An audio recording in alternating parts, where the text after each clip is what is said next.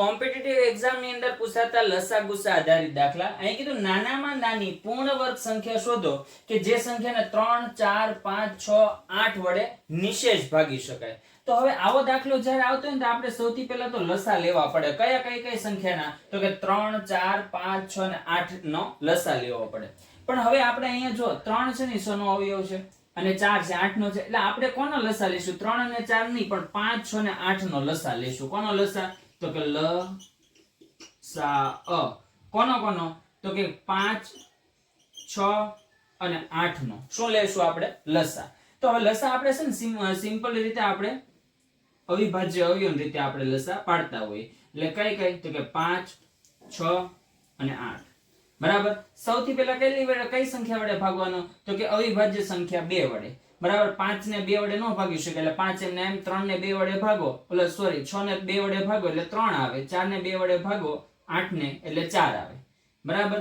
પાછા 2 વડે ભાગ ચલાવો. 5 ને ન ભાગી શકાય, 3 ને ન ભાગી શકાય, 4 ને 2 વડે ભાગો તો પાછો 2 આવે, હજી 2 વડે ભાગી શકાય. બરાબર. તો 5 એમ ના એમ આવે, 3 એમ ના એમ અને 2 એકા 2. હવે કેટલા વડે? તો કે 3 વડે. તો 5 એમ ના એમ, 3 એકા 3 અને 1 એમ નો એમ. હવે 5 વડે. 5 એકા 5, 1 અને 1. બરાબર. તો આપણે કઈ સંખ્યા મળે? તો કે 2 ગુણ્યા 2 ગુણ્યા 2 ગુણ્યા 3 ગુણ્યા 5. એટલે આનો ગુણાકાર કરો એટલે આપણે સંખ્યા મળી 120. આ 120 એવી સંખ્યા છે જેને 3 વડે, 4 વડે, 5 વડે, 6 વડે ને 8 વડે ભાગી શકાય. પણ આપણે એ સંખ્યા નથી શોધવાની. આપણે કેવી સંખ્યા શોધવાની છે? પૂર્ણ વર્ગ સંખ્યા શોધવાની છે. પૂર્ણ વર્ગ સંખ્યા ક્યારે બને? તો કે અવિભાજ્ય અવયવ રીતે અવયવ પાડો, પછી જોડ બે ની જોડ બનાવવાની. કેટલાની જોડ બનાવવાની? 2 ની. હવે જો અહીંયા 2 ની એક જોડ બની ગઈ, પણ અહીંયા 2 એકલો છે તો કેટલા વડે ગુણવાના? તો કે 2 વડે ગુણો. અહીંયા 3 એ સિંગલ છે તો કેટલા વડે ગુણવાના? 3 વડે ગુણો. 5 સિંગલ છે તો કેટલા વડે ગુણવાના? 5. જો હવે બે ની જોડ બની 1 ને 2, એક જોડ થઈ ગઈ, 3 ની જોડ થઈ ગઈ અને 5 ની જોડ થઈ ગઈ. બરાબર. એટલે કેટલા વડે ગુણવી પડે આ સંખ્યાને 120 ને? તો કે 2 તેરી 6 અને 6 પંચા ને 30. કેટલા વડે? 30 વડે.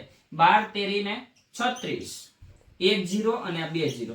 તો આ કઈ સંખ્યા મળે? 36,3600. તો કે એવી સંખ્યા છે જે નાનામાં નાની છે, પૂર્ણ વર્ગ સંખ્યા છે ને જેને 3, 4, 5, 6 અને 8 વડે કેવી રીતે ભાગી શકાય? તો કે નિશેષ ભાગી શકાય છે.